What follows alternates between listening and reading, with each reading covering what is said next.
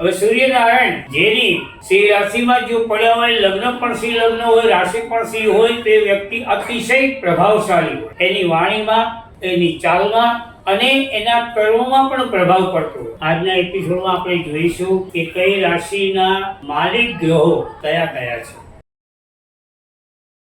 વક્રતુંડ મહાકાય સૂર્યકોટિ સમપ્રભ નિર્વિઘ્नं કુરુ મે દેવ સર્વકાર્યેષુ સર્વદા.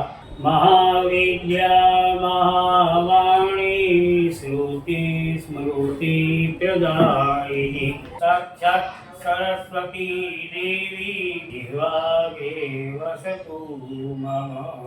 પ્રિય દર્શક મિત્રો, માતંગી જ્યોતિષ કાર્યાલયના આજના 5મા એપિસોડમાં આપ સર્વનું હાર્દિક સ્વાગત. આજના એપિસોડમાં આપણે જોઈશું કે કઈ રાશિના માલિક ગ્રહો કયા કયા છે. એમાં સૌથી પ્રથમ મેષ રાશિ. મેષ રાશિનો માલિક ગ્રહ છે મંગળ. મંગળ એ પુરુષ ગ્રહ છે.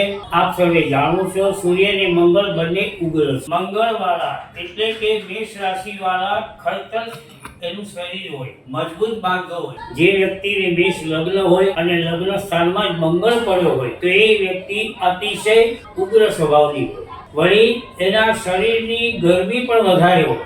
એને તીખું તળેલું બહુ ભાવે, ઉતાવળિયા હોય, કારણ કે છ લગ્ન હોય. ત્યાર પછી વૃષભ રાશિ. વૃષભ રાશિનો માલિક ગ્રહ એ શુક્ર છે. શુક્ર એ સ્ત્રી ગ્રહ છે.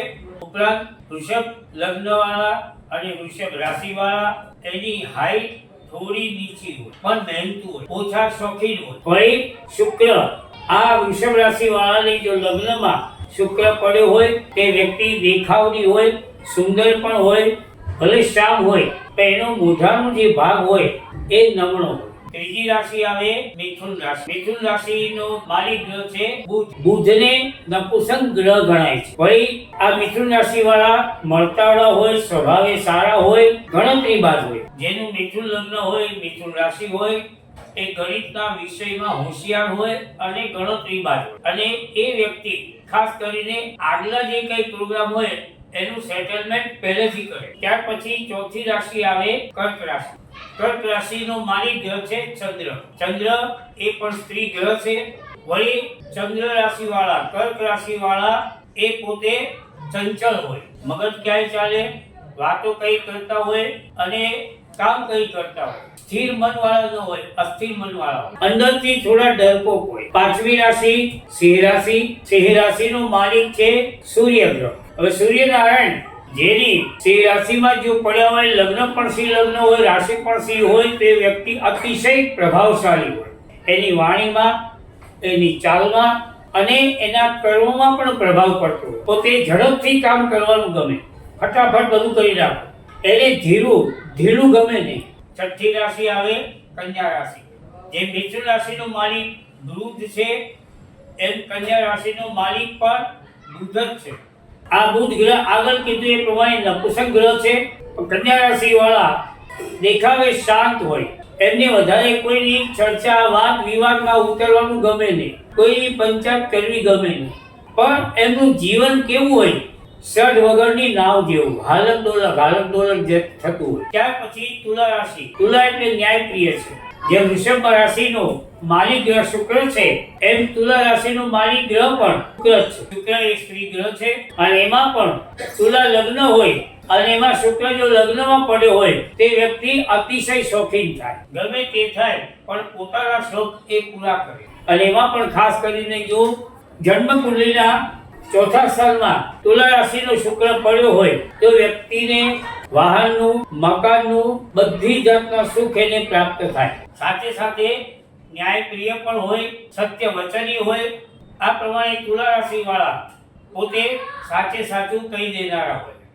આઠમી રાશિ વૃશ્ચિક રાશિ.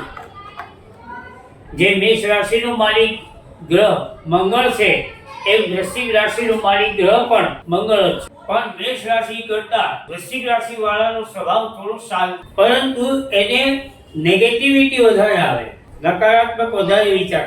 કોઈ પણ કાર્ય કરે નિર્ણય લીધા પછી પણ એને એમ થાય કે થશે કે નહીં થાય, થશે કે નહીં થાય, પોતે વિચારમાં જ પડ્યા કરે, કારણ કે મન નબળું હોય. વૃશ્ચિક રાશિ વાળાનો સ્વભાવ થોડો શાંત, જલ્દી ઉગ્ર ન થાય, પણ જ્યારે થાય ત્યારે એને કંટ્રોલ ન કરી શકાય. ત્યારે વૃશ્ચિક રાશિ વાળા એનું ખાસિયત એ છે કે પોતે જો એની કુંડળીમાં મંગળ ગ્રહ ખરાબ હોય, એ રીતે ખરાબ થાય એ આપણે આગળ જોઈશું, તો એને જમીન મકાન વાહનનું સુખ પૂર્ણ રીતે ન મળે. નવમી રાશિ એટલે ધનુ રાશિ. ધનુ રાશિ જે છે એનો માલિક ગ્રહ છે ગુરુ, જે દેવોના ગુરુ છે, પુરુષવાચક છે. આ ધનુ રાશિ વાળા એમ આગળ જણાવ્યું એ પ્રમાણે સિદ્ધાંતવાદી હોય, પોતાના લક્ષ્ય પર ધીરે ધીરે આગળ વધતા હોય, અને ખાસ કરીને એને ગળપણ વધારે ભાવે, ધર્મપ્રિય અને ભક્તિપ્રિય હોય.